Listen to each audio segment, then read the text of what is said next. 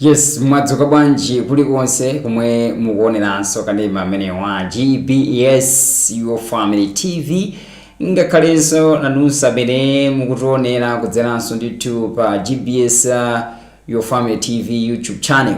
Tikulandireni ndithu mauno. Program ya Morning Coffee Live News ndipo ikufikani ndine Tom Kamanga, Mr. Morning Coffee. Ndilo wonda kuti ndabweranso lakisano lero kuti tikagawanenso ndithu nkhani zomwe zachitika kuno ku Malawi ngakhalenso kunja kwa dziko lino. Yes, ndi udindo wathu kanso ndithu nzika ndithu zokhazikika nzika zenizeni kuti tizidziwanso zomwe zikuchitika ndithu mdziko lathu. Zinso zimatithandizira kuti tikamakhala moyo wathu tizithanso ndithu kupanga informed decisions chifukwa timakhala kudziwa ndithu zomwe zikuchitika, and we can even know not okay padakali pano boma ili maplani yawo kati pali ma initiatives awa ndi awa. So zimafunika ndithu tizitsatira zinthuzi nthawi kumatsatira ma programs ingati amene wakamaka program ya Morning Coffee Live News potengera kuti ndi program khayi imene timakupatsirani ndithu varieties of news stories kuchekeranso ndithu different online news platforms. Yeah, so this morning let me also take this opportunity to thank my colleague Romeo Kazika there at the FCC. Yes, and ndimuyamikirenso kuti mauno mkulu amene ndinayi limodzi ngakhale ndithu alibe mwayo rakhoza kuoneka ndithu pachithunzipa komano akugwira ntchito yotamandika zede. Diyambe popita ndithu ku Time 360 Malawi tionenso kuti kumeneko kodi kuli nkhani zotani kukhalanso lero pa 5 December. Yes, lero pa 5 December mafunikanso makumbutsana nthawi makumbutsana nthawi. Yeah, so kungokamba hivi ka weather padakali pano. Yes, kali ndithu so cool. Tinaliandira mvula ndithu you don't know kuti ni dera lochuluka motani kumano Lilongwe ngati ne ndimachokera ku Hawale. Yeah, tinalandira mvula ndithu usiku, mvula ndithu ya mphamvu zedi. Yeah, so maono ndithu wanja ndithu kwa mitambo kuti kaweza kake ndithu yali kokongola ngati kuti tili kunja wa zunguku koma kuno kumalako komwe kukumakhanga ndithu kukumamenya dzuwa asati masewera. Yes, so timamikiranso ndithu yauta amakhala kuti patsa nyengo zosiyanasiyana zimakhalanso ndi ubwino kamvula mmene kagawa kaja kapangitsanso ena kuti tipite tikadzale mamauno akhale ena wadzala kuti tiye tikadzaleni maona. So zimenezi ndithu zimakhala ndi ubwino wake nthawi ndi nthawi. Yes, apa ndithu ndi pa Time 360 Malawi tione kuti the front page of the daytime newspaper ndi nkhani zotani mu tsiku la lero. Yes, and the main headline here says police cling to Zamba. Yes, as former SPC spends second night in custody. Yeah, so dzulo ndithu zikuona kuti the former SPC sana pita ndithu kubwalo milandu omwe mwina sadaka ni mwayi omva ndithu belo mwa wa belo komano sizinatero pamene ndithu zikhanga kuti apolisi anakhanga kuti anawahodabe ndi leroli probably akhale akupita ndithu ku koti kuti akamvetse za mlandu wawo komanso pempho la belo. So that's what the story is saying. Anamangidwa ndithu akarini Zamba should be last Tuesday. Yes, pamene ayiwa mafuna nditazipita kunja amatuluka kunja kwa dziko lino. Yes, so that time she was detained ndithu pa bwalo la ndege la Kamuzu. Yeah, so that's it. Mutharika appoints new boards. Nkani naso ikulero pamene pa Malawi takes step in global quality work. Yeah, maize prices are down by 6% in December. Yeah, so that's good news. Yeah, kuti mtengo wa chimanga watsika ndi 6%. Yeah, so zimenezi ndithu zikuchitika mwezi umene wa December, mwezi umeneso ndithu manena kuti mwezi wa zisangalalo. Yeah, kuti mwina yes anthu ena ndithu they can still afford to buy chimanga kupanga nsima. Yes, so that's about the front page of the daytime newspapers of today. And let me also take you through the back page of the same newspaper to onesa kuti pali nkhani zotani zomwe tikhoza kugawana ndithu mawa umenewu. Queens want Queens want clown given motivation ahead of Africa Cup. Yeah, so nkhani ndithu ndimene uliyai ma Queens nawonso ndithu akufuna ndithu chipambano umene akupita ndithu ku Netball Africa Cup of Nation kumeneko. Yes, pamene iwo ndithu they have been motivated. I don't know what kind of motivation has been given to them, but they really want to do great as they are going for the Africa Cup of Nations. Should be Netball Africa Cup of Nations next year. So that's it. And nkanina senena football fraternity honors Esau ndithu mambo amene unalipo dzulo naona ndithu baba mama akandithu ku Blantyre Kamu Stadium Lilongwenso ndithu ku Bingu Nation Stadium pamene ndithu anandi mwambo ukanga ndithu kumbukira moyo wa Esau Kanyenda. So ndithu imfa ya Esau Kanyenda yakhudza kwambiri the sports fraternity potengera kuti anali mbiri ndithu yamphamvu kwambiri kamakamba ndithu kumpira wa miyendo wa dziko lino. Yes, and nkanene una team TESAM ohodza pa more games. Malawi school teams got start at Tony Mr. Malawi 2025 Tony shifted. Yeah, so that's these are some of the headlines on the back page of the Day Times as of today. Yeah, so lero ndithu pa 5 December. Yeah, so we can see kuti masiku ndithu ambaso ndithu ku tamangira ndithu riyai tijokeso ndithu chaka chimene cha 2025 tikalowe ndithu January wa 2026 masiku ndithu sakumachedwa kutha. Yes, tioneso nkhani zina apa kuti pa Time 360 Malawi zili motanda apart from tutaona the front page and the back page of the Day Times newspaper. Tioneso nkhani zina zikukwamba zotani pa menepa. President Peter Mutharika has appointed board of directors for 6 government institutions. A statement from Chief Secretary Justin Saidi has disclosed the 6 are Pharmacy and Medicines Regulatory Authority, Malawi College of Health Science, Malawi Blood Transfusion Services, Central Medical Stores Trust, Medical Council of Malawi, and Nurses and Midwives Council of Malawi. Yeah, so that's about the news. Yeah, kuti mtsogoledzeko lino wayambapo ndithu lembanso kapena kupanga point ndithu ma board of directors in our parastatals. So that's it. Panopango izikuona kuti wangolemba ndithu nthambi ma parastatals amene akumaona nkhani zimene za umoyo. Yeah, I think phase yambirirai yapanga ndithu tako kulakulu amene amayang'anira ma parastatals ku nkhani zimene za umoyo department imene ya umoyo. So that's it. And tuneso nkhani inape kunena kuti yani pamene pa Time 360 Malawi. Chisankho Watch comprises of the Catholic Commission for Justice and Peace, a Public Affairs Committee, Gender and Justice Unit, and Harbour has released its findings and recommendations for the September 16th, 2025 general elections. The organization has released the findings and recommendations at a ceremony underway in Lilongwe.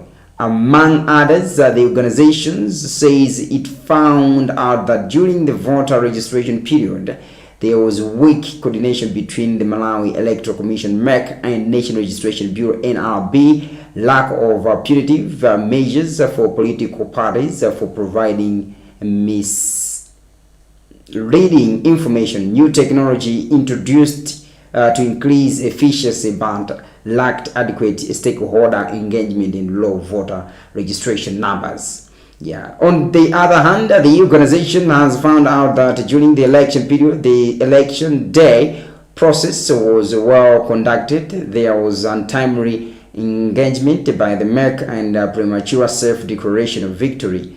The organization has since recommended that there should be legal and policy reforms to enforce the campaign period regulations, sanctions for violations, improved access to voting, and inclusivity and enhancement of political participation. Yeah, so nkane identity yurere pamene baba.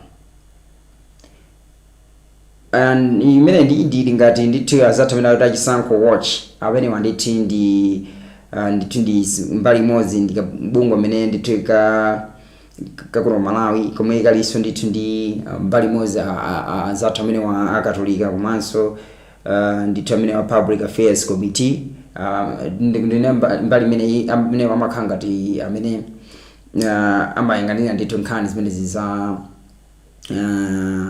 it's Public Affairs Committee. I should just say chichosenzera ngati motani koma yeah. So iwowa parikizanso ndithu amene wa agenda komanso justice and unity iwowa abweranso ndi zotsatira zawo malinga ndi mmene sanachite kafukufuku wa chisankho chomwe chinachitika pa 16 September. Yes, so akuona pereka ndithu ma recommendations komanso ma findings zawo amene anawapeza pa nthawi imeneyo. Yeah, so that's what the story is to say pamenepa. Yes, tionenso nkhani zina kuti zikukamba ndithu motani pamenepa. Yes, apanso ndithu pali nkhani ine imwe kunena kuti Valerie Chakwera, daughter to former President Lazarus Chakwera, has been recalled from office of Malawi Embassy in London in the United Kingdom. This is according to a letter that we have seen written by Secretary for Foreign Affairs and International Cooperation Blight Malonde. Chakwera has been given 3 months to prepare her return to Malawi. Yes, the involvement marks the beginning of recalling some staff from Malawi's embassy. The new administration announced earlier that it will trim staff in embassies to a maximum 5. Yeah, so kani yake ndimene kuti yayi boma ndithu lai khanga ndithu padakali pano ili mu process yokuti ichepetsenso ndithu akazemba Malawi amene ndithu ali kumaiko akunja ngati mbali imodzi yofunanso ndithu kusamalira chuma cha dziko lino. So pakupitira ndi process imeneyi ayambapo ndithu kuti ayitanitsa ndithu mwana wa mtsogoleri wa boma Dr. Lazarus Makathi Chakwera, Valerie Chakwera amene ndithu anali kazemba wa ku United Kingdom ende kuti abwerere ku Malawi za ndithu akupitirebe ndi efforts awo kuti yayi achepetsa akazembe a dziko lino mwawo mapezeka kunja kwa dziko lino. So that's what the story is saying pamenepo. And tuipitirebe ndithu kuona nkhani zosiyana-siyana kuti zikuti motani pamenepo apa. The Malawi Congress Party MCP Deputy Director of International Affairs Charles Vula is in Washington DC attending a major international gathering of politicians, party representatives and policymakers from more than 84 center-right political parties worldwide. In an interview with Time 360 Malawi from Washington, Vula described the event, which is organized by the International Democratic Union, as a hub for networking and strategic dialogue. He added that the forum brought together influential figures, including heads of government and senior political leaders, with the aim of strengthening democratic values. Yeah, so kanina nditi kutero pa mene popo. And tibilebe ndithu kuona nkhani zo siyana zomwe tili nazo maono. And this time ndikutengere ndithu pamene pa Nation publication online. Tionese tu pamene ndithu pali nkhani zotani. Yes, abaso ndithu nkhani mediko zamba 9 imene kunena kuti Machinga Teachers Training College yesterday held a second half ceremony marking the completion of training for 171 initial primary teacher education EPITA 19 students under the theme Inclusive Teaching and Learning Promotes Inclusive Society. Students' Council President Stony Kimangambe said the outgoing cohort is well prepared to contribute meaningfully to the country's education system. He, however, appealed to government to recruit the teachers in good time, saying early placement will enable them to apply their skills while their minds are still fresh. Machinga TTC Principal Kondwani Mwawemi reminded the graduates that they hold a crucial role in shaping Malawi's future through promoting inclusive teaching practices. Yeah, so azata mna EPITA 19 ku Machinga umene kukhanga kuti yayi achita ndithu mwambo ochita graduate and in pantime imene ndithu yosa kupemba boma kuti yayi awalembe mwachangu ncholinga chokuti pantime imene ndithu adakali fresh zomaphunzirazo ndithu zidakali mutu mwawo ndithu akazipanga apply bwino. Nthawi zina kuti yayi munthu wa EPITA 14 sanalembedwe ndakalembedwe ndithu pano anayiwaliratu nkuyiwaliratu munaso the person was not practicing teaching. So zimakhanga lizovuta. Kumabe anyway, we just need to understand. I don't think that anyone can be recruited in government. Yeah, so ena nditu akani opera ma private sectors kupuzitsa umenewo. So that's how zimene zimayendera nthawi zina. Yeah, so tionenso ndithu nkhani zina kuti zikuti motani pamene pa time Mamba Nation Publication Limited online. Yes, apanso ndithu tione nkhani imene kunena kuti authorities at Blantyre Prison Reformatory Primary School say the rollout of digital lessons has simplified the teaching of literacy and numeracy skills for inmates. Speaking during a visit to the prison, education coordinator Robin Kamlangira said the learners grasped some numeracy concepts more easily when they are taught using tablets. Blantyre Prison Reformatory School head teacher Jameson Biringu said enrollment in primary school has increased since the rollout of the Building Education Foundation through Innovation and Technology program in January this year. One of the learners, Chimwemwe Chiwamba, said the digital lessons have helped him to know how to read, write, and count, skills he hoped to use after he's released from prison. Yeah, so nkhani yake ndi imene kuti ngakhale kundende many people thinks that kundende it's commander kapena ndikumana ndithu kuti you are just casted kuti you should die there. Komano kundende ndikumalonso mmene tikhozena kuti sikumene anthu timaganizira. Komano ndikumalo mmene amapitira munthu kuti akamusinthe nganana ndi makhalidwe osakhala bwino akamuyika umunthu weniweni. Yes, ncholinga chonena kuti akabweriranso ku society akatukhala ndithu munthu othandizira chitukuko cha dziko lera. So mmene kumachitika ndithu ngakhale maphunziro timaona ndithu ma inmates akuchita ndithu maphunziro siyana. Ngakhale tikimamva iye ndithu ma isa form 4 yes akuoneka kuti 1 points ka 6 points wapezekanso kundende yakuti tsenza kuti kumala kuti it's not malo amene timangoganiza kuti muna basi kuti kumathero azonse kapena moyo wathu chiyembekezo yonse imakhala teratu no. Yeah, so kumene kunso ziona kuti amaphunzira anthu amene akuphunzira kugwiritsa ntchito ma tablets ama inmates atakuphunziranso mwachangu nkhani zimene zamasamu koma azimanga understand mosavuta chifukwa choti ikuoneka kuti njira imeneyi ikuthandiza kuti azitha ndithu kumvetsetsa zinthu mosavuta. So that's what the story is saying pamenepo. Former Secretary to the President and Cabinet Caroline Zamba remained in police custody for another night after authorities failed to take her to court yesterday as scheduled. Zamba's lawyer Sylvester Ayuba James said police recorded her statement but later cited instructions from higher authorities preventing her preventing her court appearance until the 48-hour period expires. He described the repeated delays as an abuse of the 48-hour rule. Yeah, James added that a search warrant has been issued for Zamba's phone, which lawyers have reviewed, and she was arrested should be on Tuesday and faces charges of abuse of office. So nkani yake nditu tina ikamba ponso ntaina yake iutero nditu pamenepo. And tipilitebe ndithu kuona nkhani zosiyana kuti zikuti motani mama pamene pa Nation Publication online. Communities in Chikwawa district have been hit again by severe rains with 43 households in group village Iso under TA Katunga affected. Chikwawa Central Member of Parliament Gareth Mbende confirmed the incident and said arrangements for relief items are underway. Yeah, the latest disaster follows similar incidents last week which affected 462 families in the same area.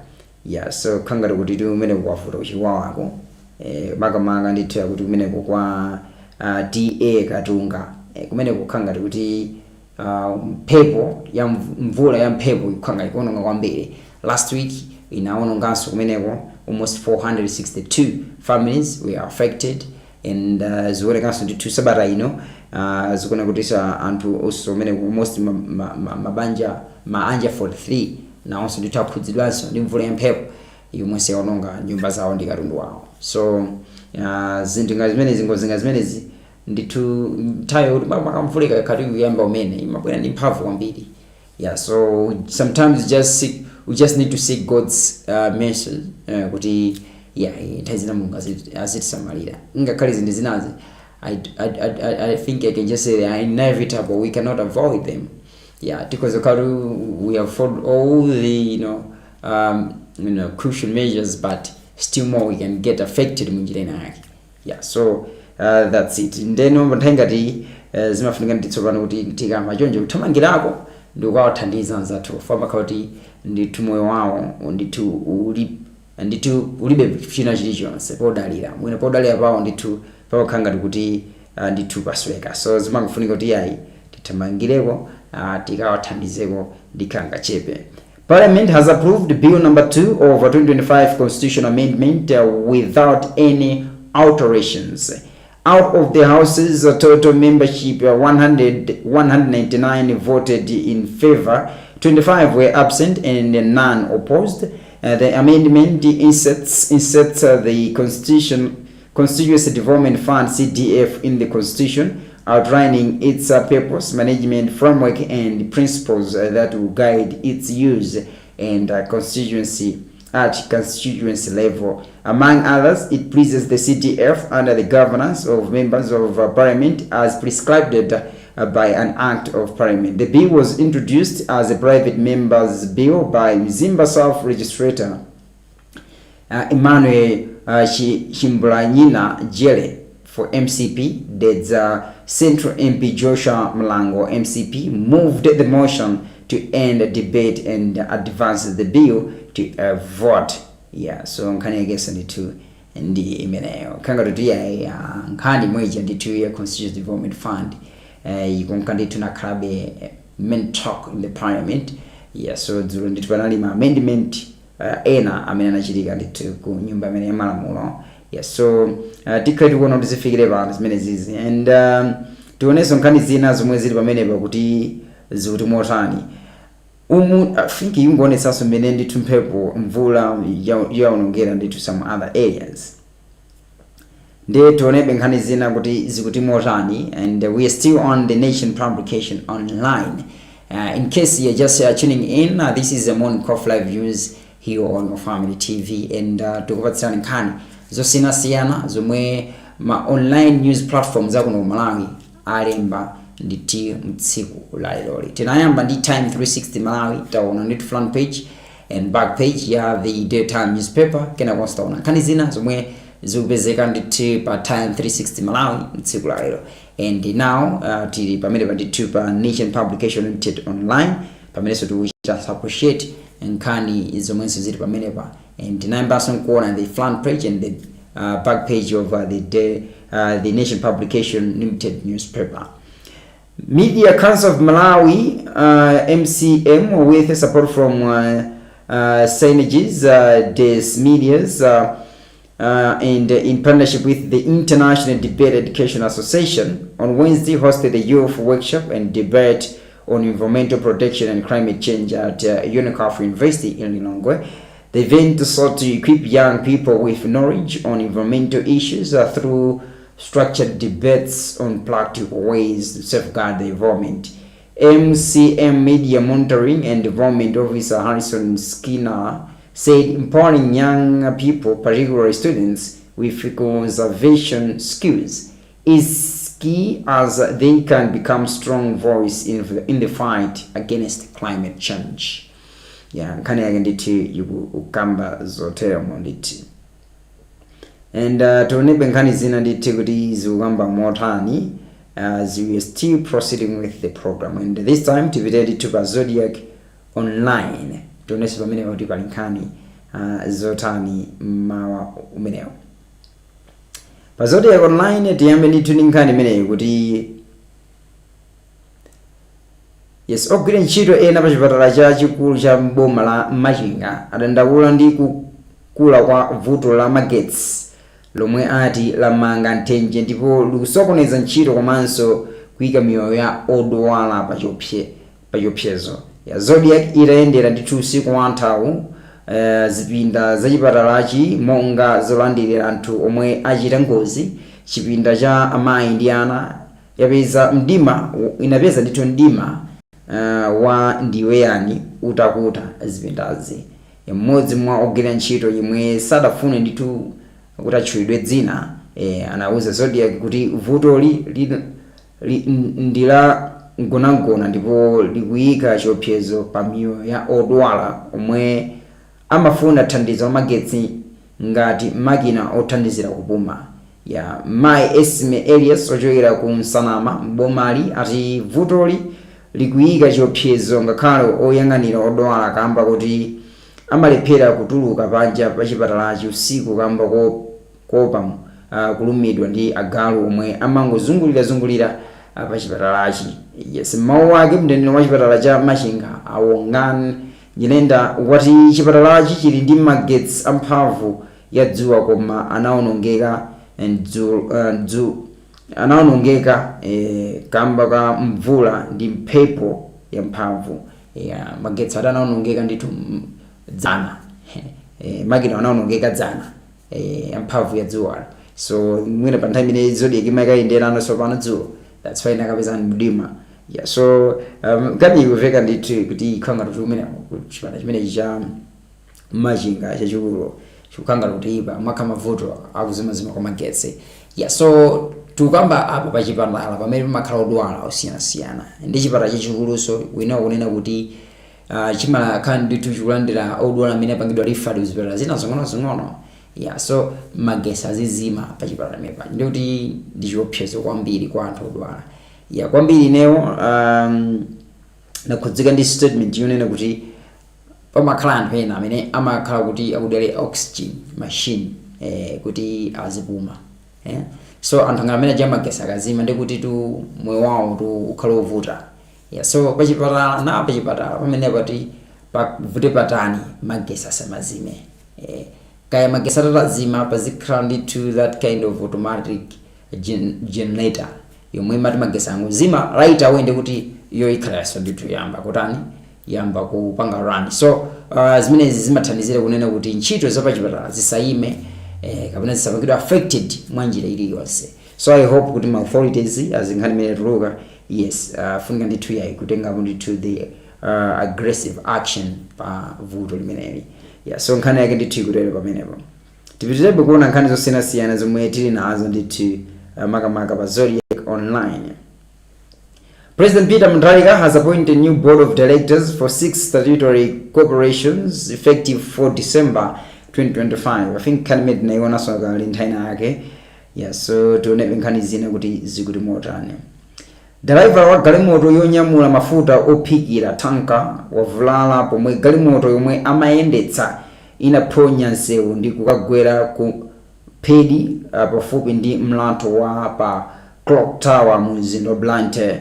Apolisi ati driver layo amutengera ku chipatala cha Queen Elizabeth Central komwe nditha kulandira thandizo ndipo apolisi akuganizira kuti ngoziyo yachitika chifukwa cha vuto la mabreki a galimoto.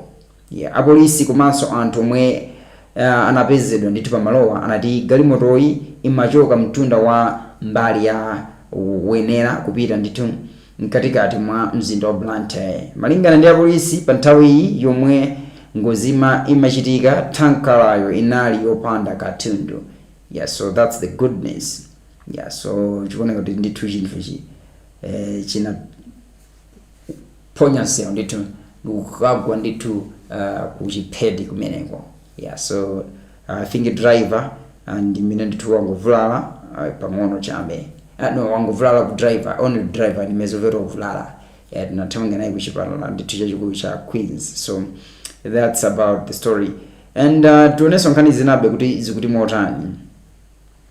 Richard Banda zaka 39 amunzinda wa Lilongwe nditudzula apata mphoto imene ndikhuzana some bad words.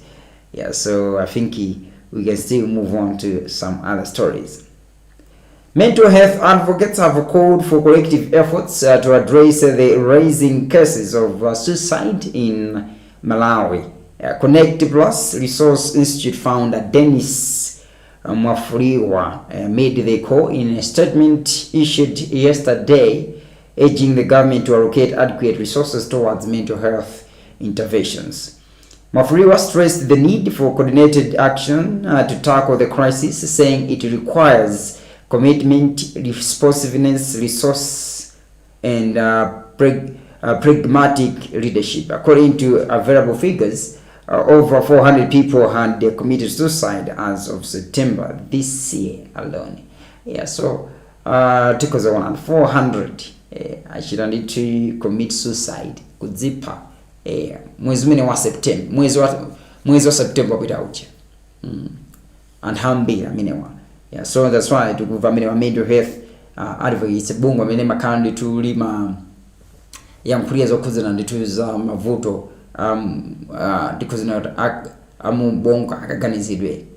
So iwowa afuna kuti pakhale ndithu kugwirizana kugwira ntchito limodzi kuti tithane ndithu tonse ndi vuto limene la mental health lomwe likupangitsa anthu ambiri azikhalanso ndithu kuziyotsera moyo. Yeah, so ndi nkhani imene iliyofunikira kwambiri imene each and every day tikalowa pa social media timakhala tikumva wakuti kwazimangirira, wakuti wamwa mankhwala, wakuti zachitika chonchi. Yeah, so the vuto lomwe likufunika ndithu a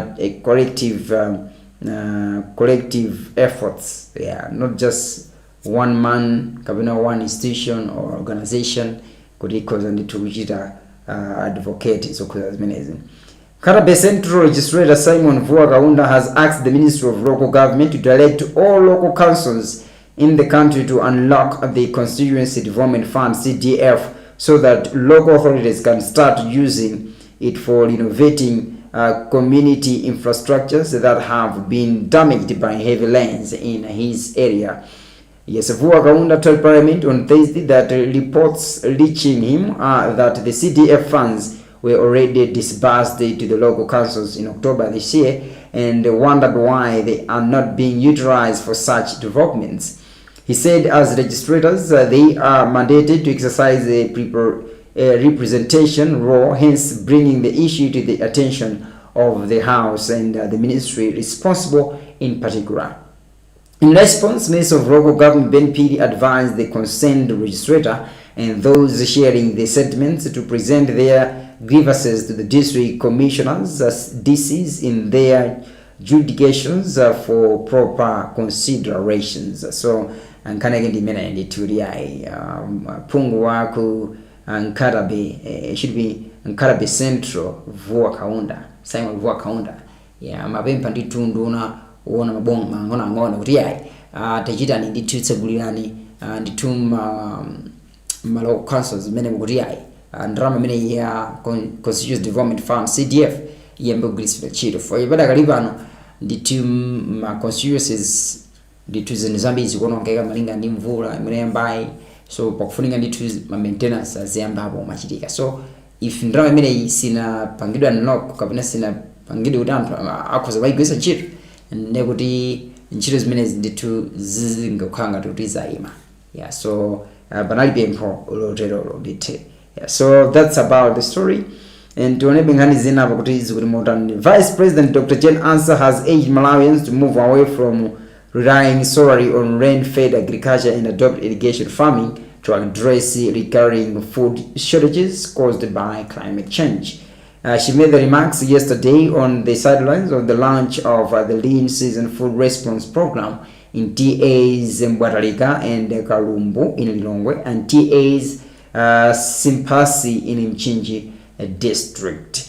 Dr. Ansah notes that Malawi continues to face the effects of climate change, which needs quick action by shifting to irrigation to effectively respond to the food insecurity, as over 4 million Malawians are currently facing hunger. Meanwhile, the Department of Disaster Management Affairs Dodoma Commissioner Wilson Moreni says about 106,045 households are expected to receive maize within Lilongwe City Council.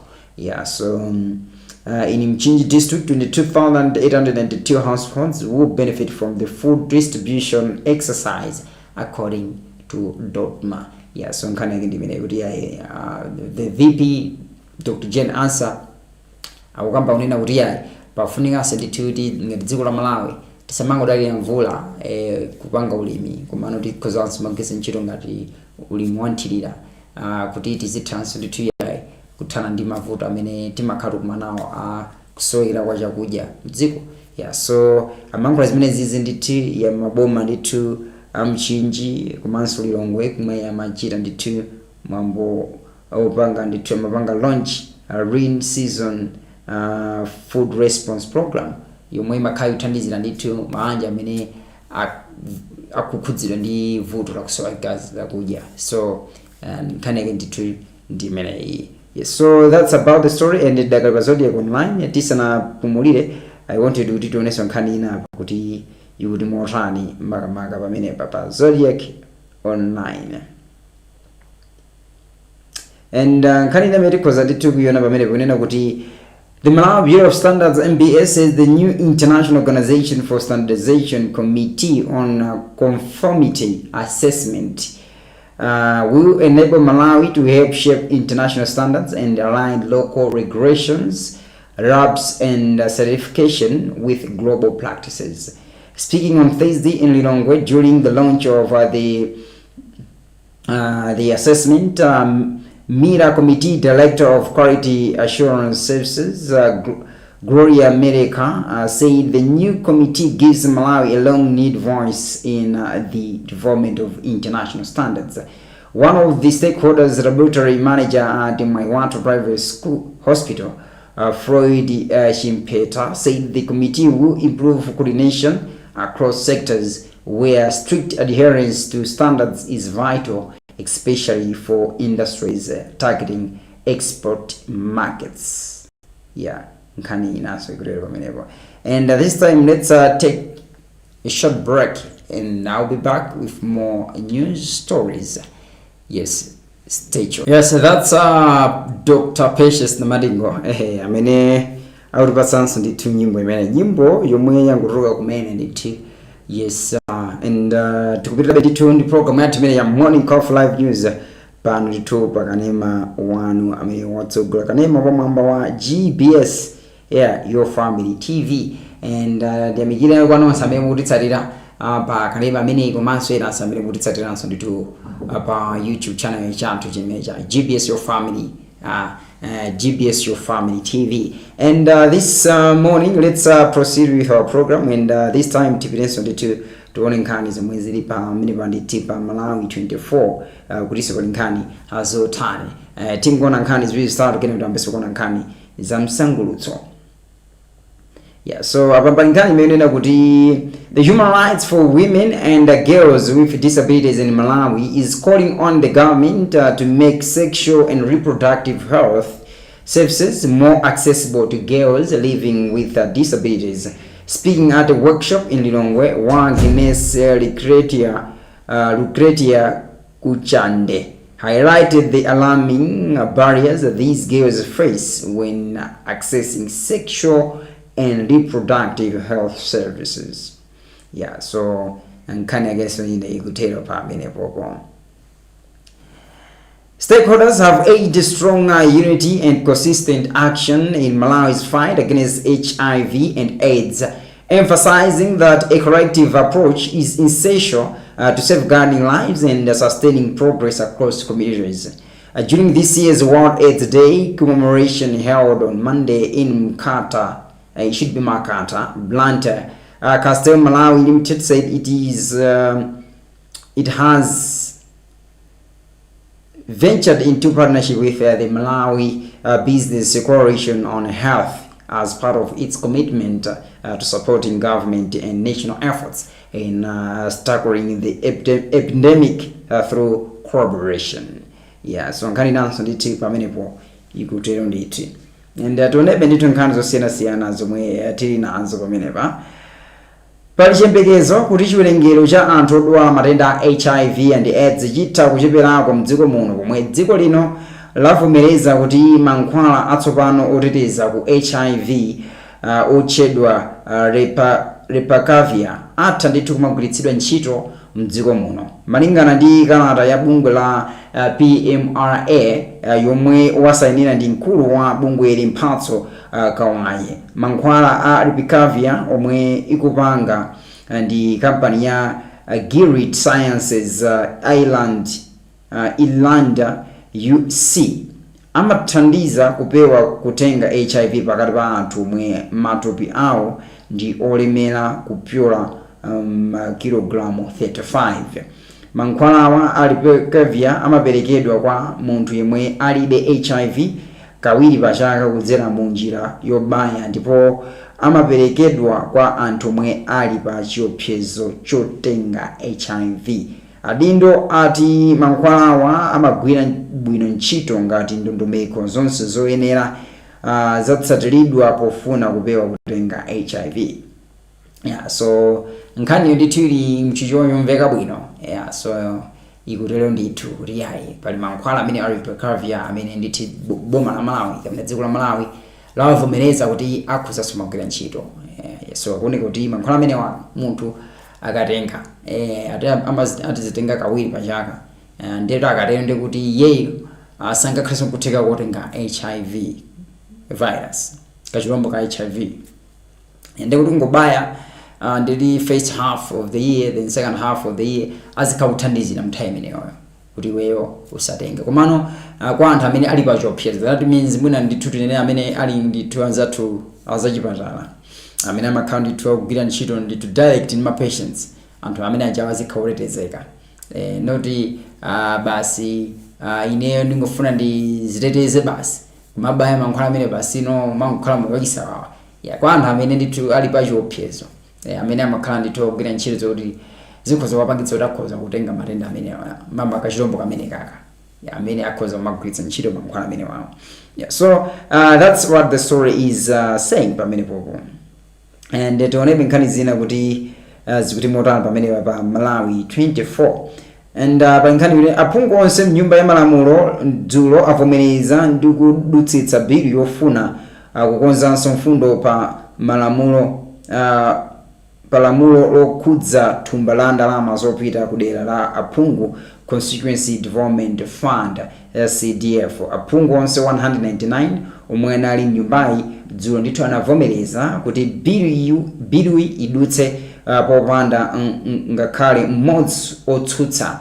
Izi zachitika pomwe aphungu 25 anajomba ndithu dzulo. Bili inabweretsedwa mnyumbayi ndi phungu wa dera la Mzimba South Emmanuel Chilabunye Jere, ndipo ikufuna kukonza mfundo zolinga za CDF komanso kayendetsedwe ndi kagwiritsidwe ntchito kake. Phungu wa dera la Dowa East Richard Chimwendo Banda potsiriza ndemanga sabata yalatha pomwe amayibweretsa bili mnyumbayi adati munthu sungakhale oyimira anthu kudera pomwe thumba la chuma cha anthuwo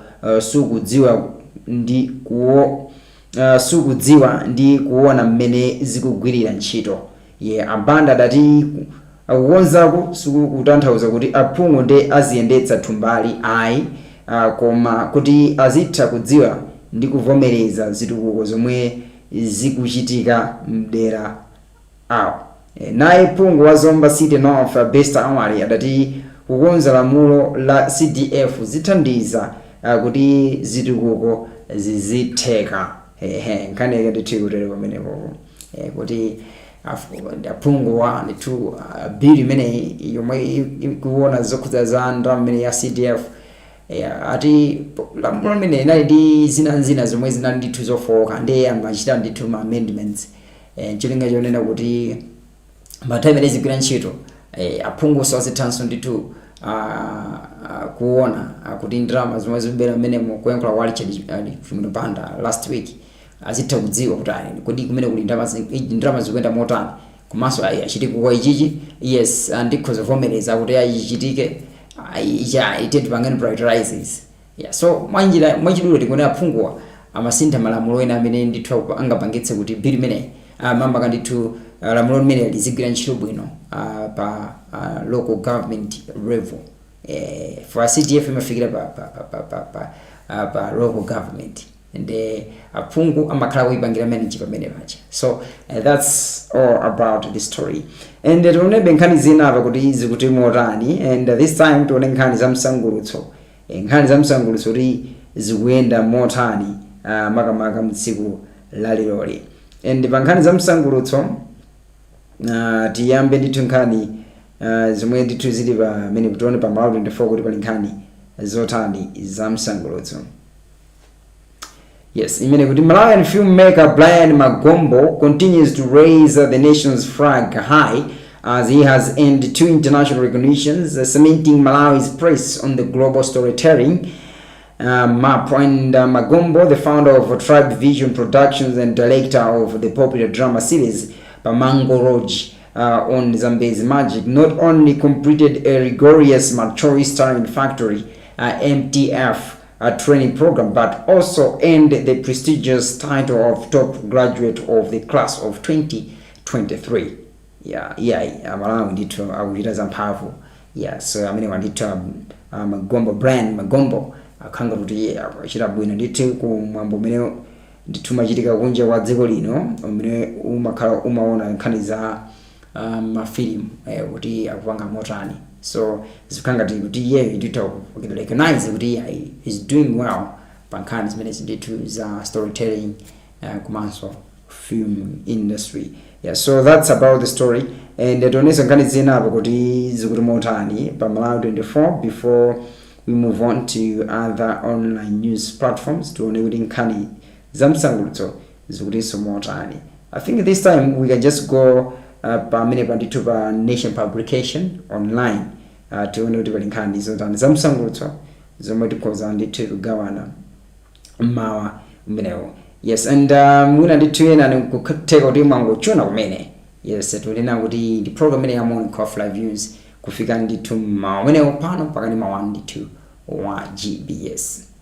Organizers of the Lilongwe Motor Show says the preparations are completed for the Lilongwe Spin Fest set for Saturday, December 6th at Area 18 Memorial Tower in Lilongwe, where car spinners and bike stunt riders will headline the motor show. The event will feature local seasoned car spinners and professional bike stunt performers known for high-speed circles, tireless smoke displays, and technical maneuvers. According to one of the organizers, Arinane Goromore, the 2025 Spin Fest has been arranged to give motor enthusiasts an engaging experience, combining the car show with the entertainment for families, car lovers, and expanding motorsports community in Malawi. So ndithu loweruka pa 6 December mawa pa Area 18 Memorial Tower menepo limepaka itika zonsezi ndithu zochititsa magalimoto maskide kuonetsa ndithu luso lopanganso maskide ndi njinga kandi za moto zakapalasa zonsezi zikachitika ndithu kumeneko pa Area 18 Memorial Tower. So that's what the story is saying pa menepo. And tionenso nkhani zina za msangulutso zomwe ndithu tinazo pamenepa. And I think this time tipite ndithu pa Times 360 Malawi tione kuti nkhani za msangulutso pamenepa zikhoza khanso kuti zili motani mawa umenewo.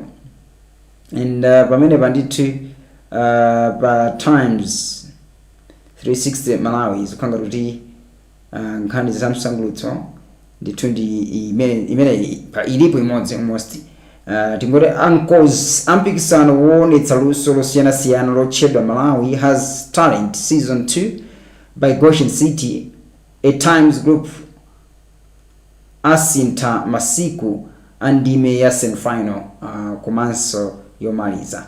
Mmodzi mwa akonzi ampikisano wathandiza muwowo atsimikiza za kusinthako.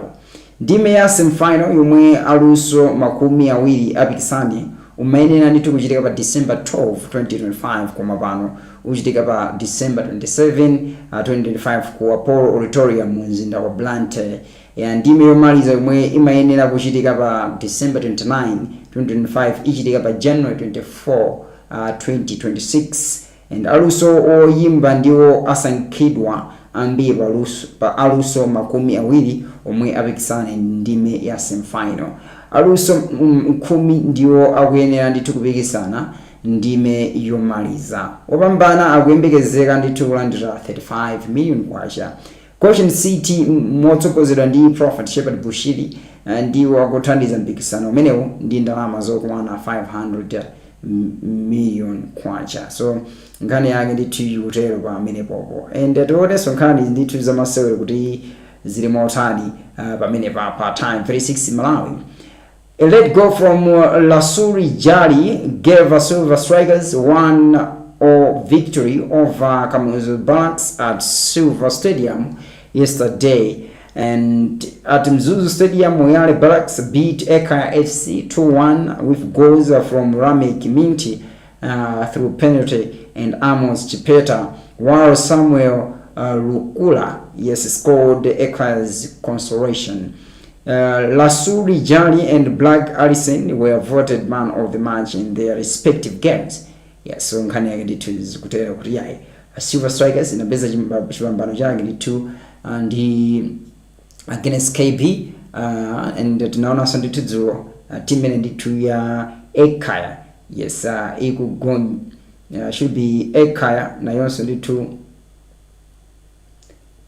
ikugonja ndithu ndi Moyale ya 2-1.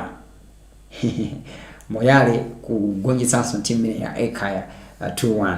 And zatale ndikuti yayi tikutha kuona ndithu kuti TNM Super League ikonka ndithu na bebera potengera kuti ma teams ambiri ena ndenawo kuthawa ndithu ku relegation zone komwe tunena kuti padakali pano kukhanga kuti ma teams angapo nditi kukhanga kuti akapanda kupanga chibwana sikufika game yomaliza akhoza pezeka kutatu tione kuti log table ikuoneka motani mu TNM Super League. Pa number 1 ndithu pa team ya FCB Nyasa Big Bullets yomwe tunena kuti ili ndi 56 points and pa games 25, and Mighty Wanderers in the games 25 should be 56 points, and Matima Minango Siana ndi 2 point more. Silver Strikers now in the Masora 24, ndipo ili ndi 50 points. And pamene pa ndithu pabwera kalonga pa number 4 yomwe ndithu ili 25 games 40 points. Kumusiku nimene ndithu kuli ngati nkhondo ya Armageddon. Pa number 15 pa number 16 pali Songwe Border United inatuka kale. Koma pa number 15 pa team imene ndithu ya Mighty Tigers yomwe yamenya masewera 27 ndipo iyo ili ndi 26 points.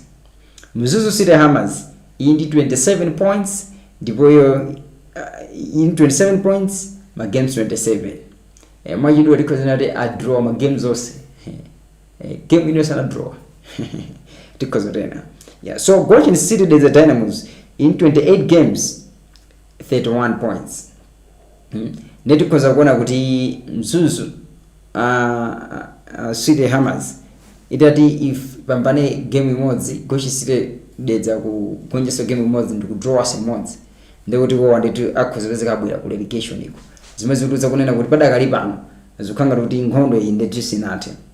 Mafu kosu chimodzimodzi kungopanga sumenenga pangine ndanenera za Goshen City the Dynamos ndeti wowa abwera ndithu ku musiku. And ngakhalenso ma teams ngoti Craig Sportings, Moyale, Mafco, Goshen City kungopanga chidodo ndikuti ma game ena anga awire kungotaphuza ndikuti automatic akopezeka kuti ali kumusi akhoza kupezeka sina usatuluka mseason imene TNM Super League. So padakali pano ndithu battle yakulu momunga amene lili ndithu kuntunda ko pakati pa Mighty Mkulu Wanderers ndi Bullets ku relegation iso kuliso battle yakulu kwambiri pamene ma teams angapo almost ndithu tikozena ma teams 5 akuona kuti nawonso ndithu akhoza panga survive motani mu TNM Super League. So that's it about the TNM Super League. And ndingani mneso ndithu ineyo ndithu ndafikanso kumapeto. Mwina ndisanamalize ndi mafaso ndingo panali nkhani imodzi apa yomwe tikhozanso kuiona before I move on to another story, before I round up the program. Panali ndithu mwambo wokhuzana ndithu ndi maliro a Esau Kanyenda mwena achitika ndithu pa Kamuzu Stadium. Yeah, ndisanapange ndikuona benkhani ziwiri start zomwe ndona usina zikhudze. South Africans Spar Proteas will become the first team to arrive for the African Netball Cup 2025 finals, which the country will host from December 8 to 14 at Griffin Sainda Sports Complex in Lilongwe. According to Netball Association of Malawi General Secretary Migani Nkungwa Kauma, the Africa Cup holders will arrive tomorrow through Kamuzu International Airport, Lilongwe, with a 35-member delegation. She also said that Botswana and Zimbabwe are expected to arrive on Saturday. South Africa won the African Netball Cup 2025 when they defeated Uganda's She Cranes 65-50 baskets. And the Continental Championship will feature 8 countries in both men's and women's category. Yeah, so the mpikisano menendi tuna Africa Netball Cup minokhaso ndi tuchitika kuno ku Malawi Griffin Sainda ndi mene ikanga tukupangidwa host. So South Africa ikali kufika lero, ma teams a Botswana akhanisa kufika nditu mawa. Ndi mpikisano mene ukali ma teams okwana 8 amuna ndi asungwana omwe. So that's about the story. Malawi is the host of the tournament. Yeah, so toneso nditu nkani ina yokudzana nditu ndi imineni manena kuti yes, the Football Legends Association on Wednesday hosted a memorial ceremony at Kamuzu Stadium in honor of Esau Black Mamba Kanyenda, the Reverend Malawian striker who died recently in England. Former Framed Stars Football Associations and supporters converged to celebrate the life of the 1982 born icon whose blistering pace and scoring prowess inspired a generation. In his elogy, former teammate Fisher Kondowe described Kanyenda as a committed fighter who never gave up on the pitch and carried the hopes of many Malawians with pride. Ivy Chinangwa, acting CEO of the Malawi National Council of Sports, hailed Kanyenda as a national treasure whose legacy transcended football. The sober event, marked by solidarity and reflection, highlighted the deep admiration Malawians held for the late star, whose impact extended beyond the field. So ningani mene nditu ya ndafikanso mabeto pa zonse zomwe nakuwuzirani mutsiku lalero mprogramu ya Morning Coffee Live News. Tom Kamanga ndi dzina langa, yes, Mr. Morning Coffee. Ndi migenso mzanga Olomio kazi kumeneko makina amene amonetsanso zonse zikhaleso zikupezani bwino mawa amenewo. Pizani kuona ma programs otsalira pano pakani mawano GPS ndapita.